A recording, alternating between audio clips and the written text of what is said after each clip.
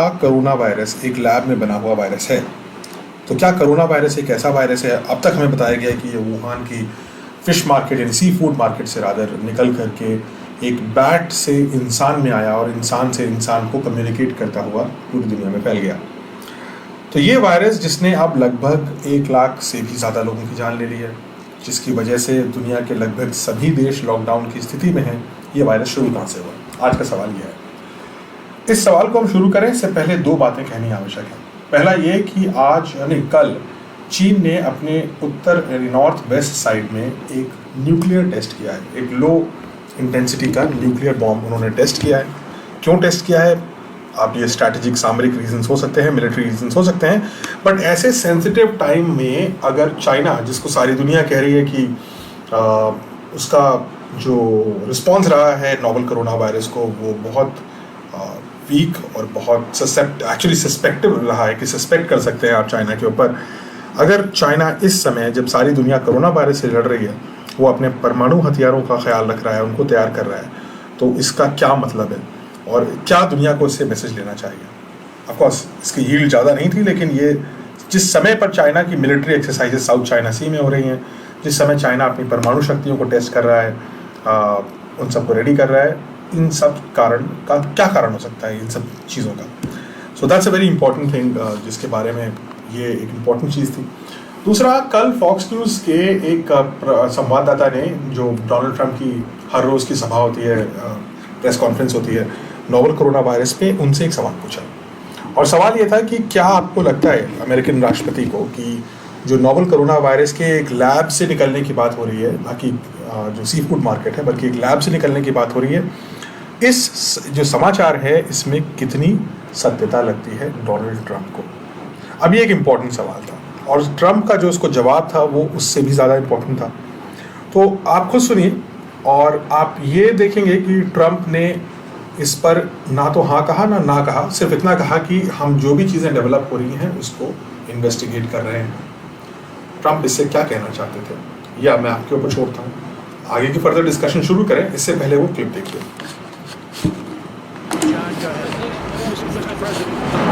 Sources are telling Fox News today that the United States government now has high confidence that while the coronavirus is a naturally occurring virus, it emanated from a virology lab in Wuhan, that because of lax safety protocols, an intern was infected, who later infected her boyfriend, and then went to the wet market in Wuhan, where it began to spread. Does that correspond with what you have heard from officials? Well, I don't want to say that, John, but I will tell you more and more we're hearing the story. And we'll see. When you say multiple sources, now there's a case where you can use the word sources, but we are doing a very thorough examination of this horrible situation that happened. Go ahead, please. In your many conversations with President Xi, Mr. President, did you ever discuss with him State Department concerns about lax safety protocols that had been reported to the State Department from the embassy in Beijing about that laboratory? I don't want to discuss what I talked to him about the laboratory. I just don't want to discuss it. It's inappropriate right now. Please go ahead in the back. So जैसा कि आपने देखा, सवाल का जवाब ना तो Trump ने हाँ में दिया ना में दिया, और प्रॉब्ली जो उनको करना चाहिए था उन्होंने ये कहा कि we will discover, we will investigate more and it's a grave issue, जिसके बारे में और भी चीज़ें पता करने की आवश्यकता है। तो इन चीज़ों के बारे में आज हम पता करने की कोशिश करते हैं, क्योंकि चीन और अमेरिका इस समय आपस में एक दूसरे के ऊपर ब्लेम गेम खेल रहे हैं। चीन बोल रहा है कि अमेरिका हमें, सारी दुनिया को मिसगाइड कर रहा है कि चीन पे ब्लेम डालने के लिए, और इनफैक्ट चीन ने ये भी कह डाला कि अमेरिकन मिलिट्री ने कोरोना वायरस को शायद चीन में छोड़ा हो। ऐसा भी इन्होंने एक विवादास्पद स्टोरी आज से लगभग 1 महीना पहले डाली थी। और अमेरिका, यूके और भी बहुत सारे देश इस समय चीन की तरफ उंगलियां उठा रहे हैं कि ये चाइनीज़ गवर्नमेंट को इसमें क्लैरिटी लाने की आवश्यकता है। इस जर्नी को शुरू करना आवश्यक है और इस जर्नी की शुरुआत होती है 2003 से। 2003 में दुनिया में नोवेल कोरोना वायरस का जो बड़ा भाई है, यानी इससे पहले जो कोरोना वायरस आया था यानी सार्स, वो दुनिया ने देखा। सार्स एक बेहद खतरनाक वायरस था। उसका death rate actually novel corona virus से भी ज़्यादा था, हालांकि वो ज़्यादा दिन चल नहीं पाया और अपने आप ही कुछ म्यूटेट होकर के ख़त्म हो गया कुछ ही महीनों में। और इसी वजह से क्योंकि वो 2 महीने के करीब ही चल पाया, उससे जो मरने वालों की संख्या थी वो लगभग 800 से कम थी, थोड़ी सी कम थी 800 से, लेकिन उसकी इन्फेक्टिविटी और उसका जो डेथ रेट था वो नोवेल कोरोना वायरस के बराबर या उससे भी शायद थोड़ा ज़्यादा था। सार्स चमगादड़ से आया, ये हम सबको पता है। मतलब ये बात क्लियर हो गई थी कि जो सार्स का वायरस है वो चमगादड़ से ह्यूमन स्पीशीज में जंप करके आया। ये बात पता करने के बाद ह्यूमन स्पीशीज का चमगादड़ से जो इंटरेक्शन होता है उसके ऊपर काफ़ी रिसर्च चालू हुई दुनिया भर में। अब चूंकि सार्स चीन से उत्पन्न हुआ था, ये हम सबको पता था, इसलिए China was one of the countries जिसने इसमें लीडरशिप रोल भी लिया कि वो सार्स के ऊपर ज़्यादा से ज़्यादा टेस्ट करे। अब सार्स का वायरस आइसोलेट किया गया 2003 में। 2003 में सार्स के जाने के बाद भी सार्स का वायरस लेबोरेटरीज यानी चाइनीज लेबोरेटरीज में जीवित रहा। चाइना के अलावा भी कई जगह था, लेकिन हम चाइना पे फोकस करते हैं। बीजिंग की एक लेबोरेटरी में सार्स के वायरस को प्रिजर्व किया गया और उसके ऊपर निरंतर एक्सपेरिमेंट करते रहे बीजिंग और चाइना के scientist, probably to find a vaccine, though we do not know. And honestly, if you ask me, I don't trust China. I don't trust the Chinese government at least. लेकिन हम ये मान लेते हैं benefit of the doubt देके कि China की जो गवर्नमेंट थी वो सार्स के वैक्सीन के लिए सार्स के जो वायरस था उसको आइसोलेट करके रखी हुई थी। लेकिन चाइना के लिए नए वायरसेस पे एक्सपेरिमेंट करना एक नया कदम था। याद रहे कि चाइना का जो अधिकतर साइंटिफिक प्रोग्रेस है वो चाइनीज ओरिजिनल प्रोडक्ट पे नहीं होता है, बल्कि चाइना दूसरे देशों से टेक्नोलॉजी या तो एस्पियोनाज करता है यानी स्पाई करके निकाल लेता है, या फिर वो अपने साइंटिस्ट को भेज करके किसी कोलैबोरेटिव तरीके से उस टेक्नोलॉजी को वहाँ से निकाल करके अपने यहाँ सस्ते तरीके से बनाने की कोशिश करता है। और इसकी हिस्ट्री पुरानी है। चाइना ने हार्वर्ड, स्टैनफोर्ड, प्रिंसटन और दुनिया के और अमेरिका के बहुत सारे यूनिवर्सिटीज़ में अपने स्पाइस भेजे हैं। इसके बारे में हम सब जानते हैं। इनफैक्ट ये भी माना जाता है कि चाइना की जो सबसे बड़ी टेक्नोलॉजी है यानी कि उसकी nuclear technology, nuclear weapon technology, वो भी इन्होंने एस्पियोनाज के थ्रू ही निकाली थी यानी स्पाइस के थ्रू निकाली थी। अब उस बात को अगर दरकिनार रख देते हैं क्योंकि वो पुरानी बात है, लेकिन हम अपनी कोरोना वायरस की बात पे अगर वापस आएँ तो 2004 की बात पे आते हैं। 2003 से 4 तक चाइना में इस एक बीजिंग में यानी चाइना की जो राजधानी है बीजिंग, वहाँ की एक लैब में कोरोना वायरस पे काम हो रहा था। और कोरोना वायरस, मैं यहाँ सार्स की बात कर रहा हूँ, तो कोरोना वायरस 2003 का ये नोवेल कोरोना वायरस है। 2004 में सार्स का वायरस बीजिंग की एक लैब से लीक हुआ। ये दुनिया भर में एक इम्पॉर्टेंट न्यूज़ बना। और 2004 का जो बीजिंग की लैब का लीक था, उससे ये वायरस जो लेबोरेटरी में लोग काम करते थे उनमें आ गया, क्योंकि जो सेफ्टी मेजर्स होते हैं एक वायरस की लैब में वो चाइना अपने आप को नहीं दे पाया था। और इस वजह से सीक्रेटिव एक्सपेरिमेंट करते हुए कुछ रिसर्चर्स को ये वायरस, सार्स का वायरस लग गया और उसकी वजह से एक आदमी की मौत ऑफिशियली हुई। कितने लोगों की एग्जैक्टली हुई हमें नहीं पता, लेकिन ऑफिशियली एक डेथ रिकॉर्ड हुई थी और 9 लोगों को इन्फेक्शन लगा। उसके बाद इस वायरस को क्वारंटीन करके, इसको कंटेन करके ख़त्म कर दिया गया। लेकिन 2004 का इंसिडेंट ने यह क्लियर कर दिया कि बीजिंग के 2 सपने हैं। एक तो ये कि वो दुनिया में वायरोलॉजी यानी कि वायरस के शास्त्र में सबसे बड़ा देश बनने की कोशिश कर रहा है, और दूसरा ये कि बीजिंग यानी चाइना की गवर्नमेंट की एक आदत है कि वो दुनिया के खतरनाक वायरसेस का संग्रहण करके उनके ऊपर एक्सपेरिमेंट करती है। और ख़तरनाक बात यह थी कि वो एक्सपेरिमेंट करने के लिए तो तैयार थी, लेकिन उस एक्सपेरिमेंट के लिए जो सिक्योरिटी, जो सेफ्टी सिस्टम्स थे, वो चाइनीज़ गवर्नमेंट ने इन्वेस्ट नहीं किए थे। 2004 के बाद से पूरी दुनिया में अलार्म फैल चुका था कि चाइना की सरकार खतरनाक वायरसेस यानी उस समय का सबसे खतरनाक वायरस सार्स था, उस पर एक्सपेरिमेंट कर रही है। और संभव है कि चूंकि एक बार लीक हो चुकी है 2004 में, इसलिए संभव है कि ये एक्सपेरिमेंट दोबारा भी लीक हो सकता है। लेकिन 2004 के ऑनवर्ड्स चाइना एक दुनिया की बड़ी वैश्विक इकोनॉमिक महाशक्ति बन चुका था। और चाइना इकोनॉमिक महाशक्ति बनने के बाद अब सारे देशों पर अपने कर्ज और अपने एक्सपोर्ट का दबाव डालते हुए अपने हिसाब से चीज़ें करवा रहा था। परसों हमने बात करा था कि किस प्रकार से इसी दबाव के चलते ताइवान को एक राष्ट्र का जो स्टेटस मिलना चाहिए था वो हटा दिया गया WHO द्वारा। तो आप समझ सकते हैं कि चाइना उस समय तक 2004 ऑनवर्ड से UN सिक्योरिटी काउंसिल और लगभग दुनिया की सभी इकोनॉमिक जो बॉडीज़ हैं, जो इम्पोर्टेंट कंट्रीज़ हैं, उनके ऊपर भारी प्रेशर डाल सकता था। ये भी सामने आ चुका है कि चाइनीज़ गवर्नमेंट ने US और दुनिया के कई देशों में बहुत सारी मीडिया और बहुत सारे नेताओं को अपना एक तरीके से पेरोल पे रख रखा है। किसको रख रखा है इस पर हम नहीं जाते हैं क्योंकि इसके बारे में पुख्ता ज्ञान नहीं है। लेकिन 2004 के बाद भी, इंसिडेंट के बाद भी, दुनिया बीजिंग और चाइनीज़ गवर्नमेंट के इस रेकलेस और careless act of keeping world's most dangerous virus in a risky position पर दुनिया चुप रही, क्योंकि चाइना ने सबको चुप कर दिया। 2004 से अगर आगे बढ़े तो 2004 से लेकर के 2018 तक चीन एक कांस्टेंट युद्ध में था कि इकोनॉमिक महाशक्ति बनने के बाद उसकी टक्कर अब अमेरिका की साइंटिफिक कम्युनिटी से थी। यानी कि चीन ने हेवली इन्वेस्ट किया दुनिया के सबसे प्रीमियर इंस्टीट्यूट्स में अपने स्टूडेंट्स को भेज करके। कई स्टूडेंट्स मिलिट्री के, उनके अपनी मिलिट्री के लेफ्टिनेंट्स या ऑफिसर्स थे जिनको स्टूडेंट बना करके फर्जी पासपोर्ट के तहत यूएस की कई यूनिवर्सिटीज़ में भेजा गया। यूएस के कई प्रोफेसर्स, इनफैक्ट सितंबर 2019 में ही यूएस में एक बड़ी यूनिवर्सिटी के प्रोफेसर को अरेस्ट भी किया गया था चाइना के बिहाफ पे एस्पियोनाज करने के लिए। लेकिन 2004 से लेकर के एक्चुअली आज तक, बट 18 का हम टाइमलाइन लेते हैं, से इस 2004 ऑनवर्ड्स जब इकोनॉमिक शक्ति बन चुका था चीन, तो उसके बाद चीन का एक ही गोल था कि वो अमेरिका को दुनिया की रिसर्च कैपिटल जो है, जो रिसर्च कंट्री की सबसे बड़ी रिसर्च कंट्री है, उस स्थान से हटा करके अपना स्थान ग्रहण कर ले। और इस प्रकार से चीन का एक नया अध्याय शुरू होता है जहां चीन साइंस एंड टेक्नोलॉजी में हेविली इन्वेस्ट करता है। चीन का, जैसे मैंने आपको बताया, कि अधिकतर काम एस्पियोनाज से टेक्नोलॉजी को चोरी करना था। चाइनीज गवर्नमेंट की ये पुरानी आदत रही है। लेकिन साथ ही साथ इन जो टेक्नोलॉजीज चोरी हो रही थी उनको अपनी लैब में अपने हिसाब से शक्ल देने के लिए चीन ने पूरी चीन के पूरे भागों में, हर एक भाग में अलग अलग प्रकार की लेबोरेटरीज खोली। और उन्हीं में से 2-3 लेबोरेटरी सिग्निफिकेंट थी। एक तो मैंने आपको बताया बीजिंग की लेबोरेटरी, जहाँ पे सार्स का वायरस लीक हुआ था। इसके अलावा चीन की उससे भी बड़ी वायरोलॉजी की लैब खोली गई, जो चीन के मेन लैंड की सबसे बड़ी वायरस की लैब है। आप गेस कर सकते हैं वो लैब कहाँ पर है?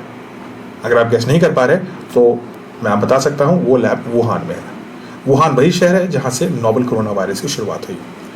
यानी कि ये एक कोइंसिडेंट है कि चीन का जिस शहर में सबसे बड़ी वायरस की लैब है, दुनिया का सबसे खतरनाक वायरस भी वहीं से पैदा होता है। कोइंसिडेंट बहुत ज़्यादा है, मुझे तो ऐसा लगा। आप बताइए आपको कैसा लगा? क्योंकि चीन में वेट मार्केट्स, यानी कि जंगली जानवरों की मांस की मंडियां तो हर जगह हैं, लेकिन चीन की सबसे बड़ी लैब वायरस की जो है वुहान में है। और वुहान की इसी लैब की कहानी आज सारी दुनिया एक सस्पिशन की निगाह से और एक लैक ऑफ इंफॉर्मेशन से होने वाला जो डाउट है उसकी निगाह से देख रही है। 2004 से 18 तक ये सिलसिला चलता रहा। यूएस की जो एजेंसीज थी वो वैसे भी इस पूरी जो चीन का जो वायरस पे जो एक्सपेरिमेंट्स हो रहे थे उससे काफ़ी अलर्ट थी, और फॉर गुड रीजंस अलर्ट थी। उस रीजंस अलर्ट होने का हमें 2020 में दिख रहा है कि क्यों होना चाहिए था। और 2018 में यूएस की एम्बेसी ने वुहान की चीन की सबसे बड़ी वायरस लैब के बारे में अपने राष्ट्रपति को, अपनी गवर्नमेंट को, अपनी एडमिनिस्ट्रेशन को एक पत्र लिखा। और उस पत्र में लिखा है यूएस एम्बेसी ने कि जो वुहान की वायरस लैब है, जो चीन की सबसे मेन लैंड, चीन की सबसे बड़ी वायरस की लैब है, वहां पर सेफ्टी स्टैंडर्ड्स अभी बहुत खराब है। यानी कि कोई भी वायरस उस लैब से लीक होकर के किसी रिसर्चर को लग सकता है, और उस रिसर्चर से होता हुआ वो वायरस इंसानों में पूरी दुनिया तक पहुंच सकता है। और चीन वुहान की इस लैब में किस जानवर पे एक्सपेरिमेंट कर रही थी, आप इसको भी गेस कर सकते हैं। जी हाँ, वो एनिमल बैट है, चमगादड़। चीन की वुहान की वायरस की सबसे बड़ी जो लैब है चीन की, वो चमगादड़ों पर रिसर्च करती थी। और अमेरिका की जो एम्बेसी थी उसने 2018 में अपनी सरकार को वार्न किया था कि चीन की सरकार से इस बारे में बात कीजिए, क्योंकि इस लैब में जो सेफ्टी स्टैंडर्ड्स हैं वो बेहद खराब है। 2018, 2 साल पहले। लेकिन चीन किसी की नहीं सुनता, क्योंकि चीनी सरकार के पास इकोनॉमिक माइट थी। अमेरिका में सबसे बड़ा डेटर, अगर अमेरिका सबसे बड़ा कर्जदार है अगर किसी देश का, तो वो चीन की सरकार है। तो इसलिए अमेरिका भी इस पर चुप रहा। लेकिन पत्रों का आदान प्रदान चलता रहा, हालांकि उससे चीनी सरकार को कोई फर्क नहीं पड़ता था। फिर हम आगे बढ़ते हैं थोड़ा सा और हम आगे बढ़ते हैं 2019 में। और 2019 का ये जो इंसिडेंट है, ये शायद सबसे बड़ा इंसिडेंट है। और इसके बारे में 2-3 थ्योरी सामने आई। फैक्ट नंबर 1, हाँ, वुहान की वो सी फूड मार्केट जहाँ पर चीनी सरकार ने ये बोला कि हम यहाँ से चमगादड़ के थ्रू वायरस इंसानों में आना शुरू हुआ, उस सी फूड मार्केट में चमगादड़ नहीं बिकते। यानी कि आलू की मंडी में टमाटर नहीं होता जिस प्रकार से, उस प्रकार से सी फूड की इस मार्केट में चमगादड़ नहीं होता। और अगर चमगादड़ वहाँ पे बेचा ही नहीं जाता तो चमगादड़ से इन्फेक्शन ह्यूमंस तक कैसे पहुँच सकता है, पहला सवाल। दूसरा इंपॉर्टेंट इशू ये था वुहान के इस क्लेम के बारे में, जो इसको झूठ साबित करता है या एटलीस्ट संदेह स्थापित करता है, वो ये था कि जब इन्फेक्शन चालू हुआ और वुहान का जो हॉस्पिटल था उसने 30 जनवरी को ये चिट्ठी लिखी चीनी सरकार को कि वुहान में खतरनाक वायरस फैल रहा है, तो चीनी सरकार ने 7 तारीख को एक कमेटी का गठन किया, जिसके जो हेड थे वो चीन के राष्ट्रपति खुद थे, शी जिनपिंग। उसके बाद जो अगला कदम लिया गया वो ये हुआ कि वुहान की उस फिश मार्केट को, सी फूड मार्केट को पूरी तरीके से साफ कर दिया गया। यहाँ की वहाँ से इंसानों को हटा करके वहाँ पे जो कुछ भी जीवित था या वायरस भी था, उन सब को एकदम कल कर दिया गया, यानी पूरी तरह से समाप्त कर दिया गया, यानी कि कोई भी निशान नहीं छोड़ा गया। क्राइम सीन को साफ करने का इससे बड़ा कोई तरीका नहीं हो सकता। क्या चीनी सरकार ने वुहान के इस मार्केट को इसलिए साफ किया ताकि इससे जो भी एविडेंस निकल सकता था कि ये वायरस यहाँ से आया या नहीं आया, वो एविडेंस इसके साथ समाप्त हो जाए? क्योंकि अदरवाइज अगर एक सेंसिबल सरकार होती तो वो इसको इस तरीके से ख़त्म नहीं करती, वो उस चमगादड़ को ढूंढती, उस चमगादड़ को जहाँ से ये इन्फेक्शन शुरू हुआ, क्योंकि उस वैक्सीन की शुरुआत भी उसी चमगादड़ से होगी। चीनी सरकार ने यहाँ पे गलती करी या जानबूझ के किया, सवाल मैं आपके ऊपर छोड़ देता हूँ। तीसरा जो इशू है जिसकी वजह से काफ़ी इंपॉर्टेंट चीज़ें आती हैं वो ये है कि 2020 में फरवरी के महीने एक रिसर्च पेपर सामने आया। यह रिसर्च पेपर चीन के 2 साइंटिस्ट ने लिखा था, वेल नोन साइंटिस्ट हैं, रिलेटिवली वेल नोन, बोटाओ जाओ और ली जाओ। और ली जाओ और बोटाओ जाओ ने ये लिखा इस इंसिडेंट कोरोना वायरस की शुरुआत कहाँ से हुई। और उन्होंने कहा कि कोरोना वायरस की जो शुरुआत है उनके रिसर्च पेपर में फरवरी के, ये Wuhan centre for disease control laboratory से हुई, यानी जिस लेबोरेटरी के बारे में मैं आपसे बोल रहा हूँ, जो जिस फिश मार्केट की हम बात कर रहे हैं उससे लगभग 2-2.5 किलोमीटर की दूरी पर है। और इस रिपोर्ट में साइंटिफिक पेपर जिसका टाइटल था the possible origins of 2019 novel corona virus, इस पेपर में उन्होंने कहा है, I quote, a researcher described that he was once attacked by bats and the blood of a bat shot on his skin. He knew the extreme danger of the infection, so he quarantined himself for 14 days. यानी कि इस paper में ये दोनों जो लेखक थे, चीन के लेखक थे, उन्होंने ये कहा कि एक रिसर्चर ने ये क्लेम किया, ये बताया उनको कि वो चमगादड़ पे एक्सपेरिमेंट कर रहा था और वो एक्सपेरिमेंट करते समय उस चमगादड़ ने उसके ऊपर अटैक किया और उसकी वजह से उस चमगादड़ का खून और उसकी यूरिन उसके ऊपर गिरी। ये बहुत खतरनाक था क्योंकि इन चमगादड़ में वायरसेस का अध्ययन हो रहा था। तो क्या ये संभव है कि ये जो व्यक्ति था जिसके बारे में बोटाओ जाओ और ली जाओ बात कर रहे हैं, वो ही फर्स्ट इन्फेक्शन था? आपने ट्रंप वाली जो स्टोरी मैं आपको दिखाई उसमें भी ऐसे ही किसी इंसिडेंट का विवरण होता है। इसके तुरंत बाद चीनी सरकार ने इस पेपर को प्रतिबंधित कर दिया और इन दोनों को सेंसर कर दिया, जो दोनों ऑथर्स थे। और इस महीने की शुरुआत नहीं बल्कि पिछले हफ्ते चीनी सरकार ने नोवेल कोरोना वायरस की ओरिजिन के संबंध में कोई भी रिसर्च के ऊपर बैन लगा दिया, यानी सेंसर लगा दिया। अगर कोई भी ऐसी रिपोर्ट पब्लिश होगी तो पहले चीनी सरकार उस पर दस्तखत करेगी, यानी इसको अप्रूव करेगी, तभी उनका वर्जन अगर सही नहीं होगा उनके हिसाब से तो वो रिपोर्ट्स बाहर नहीं आने देंगे। और चौथी बात, चीन में 2003 के सार्स के एपिडेमिक के आउटब्रेक के बाद चमगादड़ों के ऊपर रिसर्च बहुत सिग्निफिकेंटली करी गई, यानी पूरे चीन से जंगलों में जाकर के, उनकी चमगादड़ गुफाओं में रहते हैं, तो उन जंगलों की गुफाओं में जाकर के चमगादड़ लाला करके उनको वुहान की इस लैब में डाला जाता था वायरसेस की स्टडी करने के लिए। ऐसा माना जा रहा है कि एक और थ्योरी में कि जिस चमगादड़ से नोवेल कोरोना वायरस निकला है वो शायद वुहान से 900 किलोमीटर दूर एक गुफा से लाया गया था।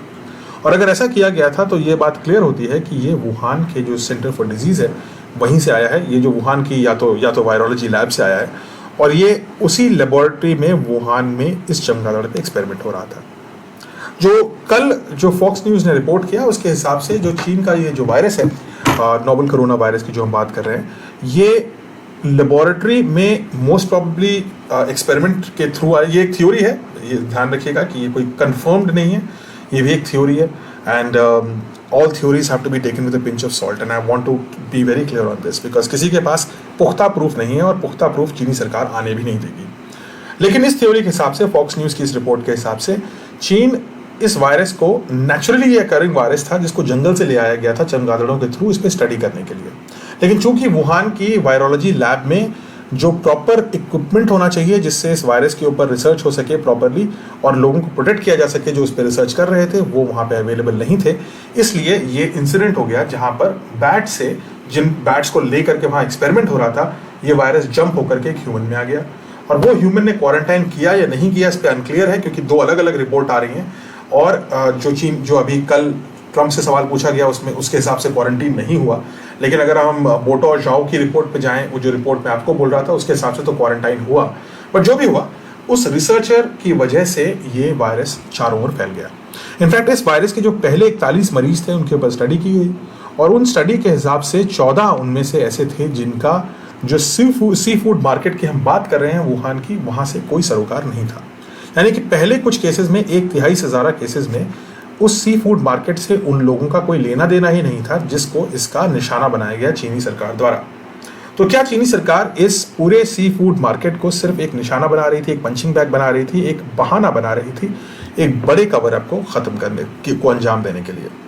इनफैक्ट यूएस के एक मेजर थिंक टैंक ने चीन के ऊपर $6.5 ट्रिलियन की मुकदमा करने की बात करी है, क्योंकि उनका मानना है कि इस थिंक टैंक का कि चीनी सरकार इसके लिए रिस्पॉन्सिबल है, और चूंकि दोष उनका है इसलिए दुनिया में होने वाले आर्थिक नुकसान का दोष भी उन्हीं का है, और इसका मतलब दुनिया में जो मौत हो रही है उसका भी जो ब्लेम है वो चीनी सरकार के ऊपर एक हद तक जाता है।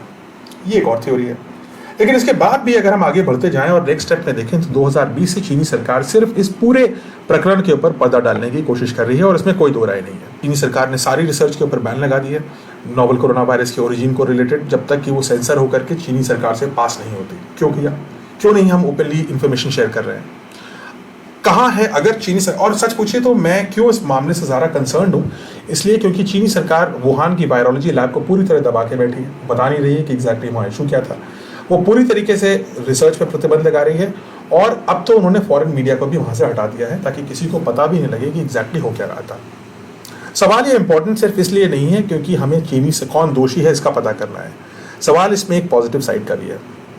वायरस अगर किसी पर्टिकुलर चमगादड़ या चमगादड़ की ब्रीड से निकला था, यानी किसी बैट से निकला था, अगर दुनिया की रिसर्च कम्युनिटी उस बैट को पता कर ले वो कौन सा बैट है, अगर वही बैट मिल जाए या उस बैट का ओरिजिन मिल जाए, यानी कि वो किस बैट में भी कई सारी सब स्पीशीज होती हैं, तो ये बैट किस गुफा से आते हैं, ये कहाँ रहते हैं, ये कौन से बैट हैं, क्योंकि ये तय है कि इस बैट को नोवेल कोरोना वायरस से किसी न किसी प्रकार की इम्यूनिटी जरूर रही होगी।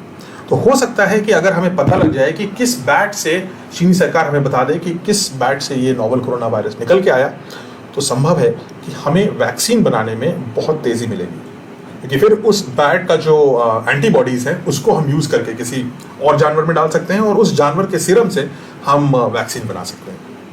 अब ये भी एक थ्योरी है, साइंटिफिक लीप है, लेकिन ये संभव है। इसलिए चीनी सरकार से सारी दुनिया ये अभी तो आग्रह ही कर रही है, और अभी तो थोड़ा संदेह से कर रही है, क्योंकि चीनी सरकार ने एडमिट नहीं किया है और कोई चीन से अभी पंगा नहीं लेना चाहता बेसिकली। उस समय सारे exports are relying on China. China is the only flourishing economy right now, it's the only standing economy right now, इसलिए उससे कोई मनमुटाव नहीं करना चाहता। लेकिन अगर चीन में ऐसा ये थ्योरी सच है, तो चीन अगर इस पूरी थ्योरी को सच मानते हुए अगर हम आगे चलें और चीन की सरकार ये बता सके कि ये किस चमगादड़ से ये शुरू हुआ, किस इंसान से ये शुरू हुआ, और ये डेटा अगर सारी दुनिया को मिल जाए, तो शायद हमें वैक्सीन बनाने में काफ़ी तेज़ी मिल सकती है। दुनिया इस वायरस से लाखों लोग अब खोने वाली है और ऑलरेडी 1 लाख का आंकड़ा पार कर चुकी है। दुनिया के सभी देश एकदम हिल चुके हैं और दुनिया की अर्थव्यवस्था लगभग एकदम धीमी होकर के रुक चुकी है।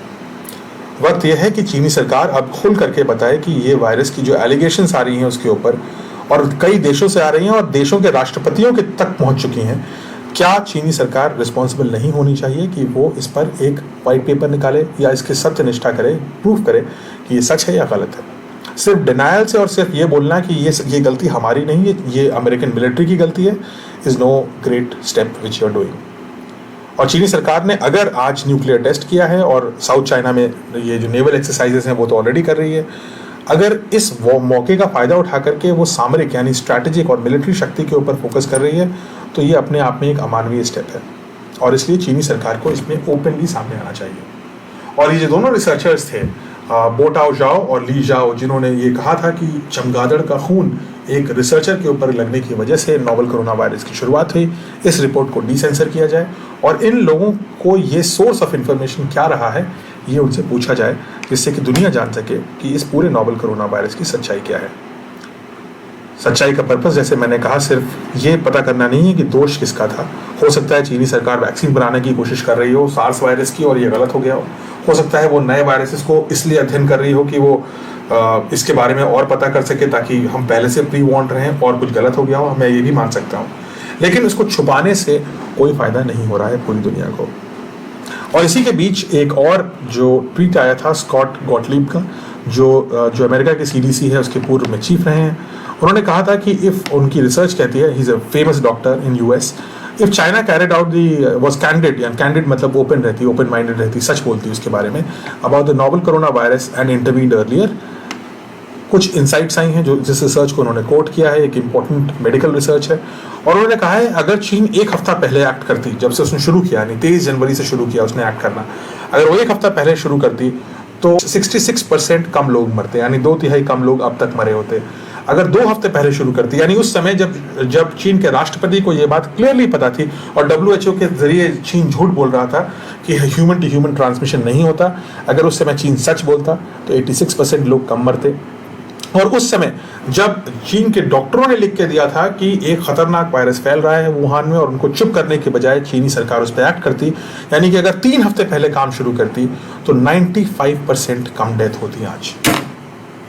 95% कम डेथ आज का मतलब यह है कि लगभग 1 लाख लोगों की जान कम जाती आज की तारीख में, और आगे वाले समय में और भी ज़्यादा लोग बचते।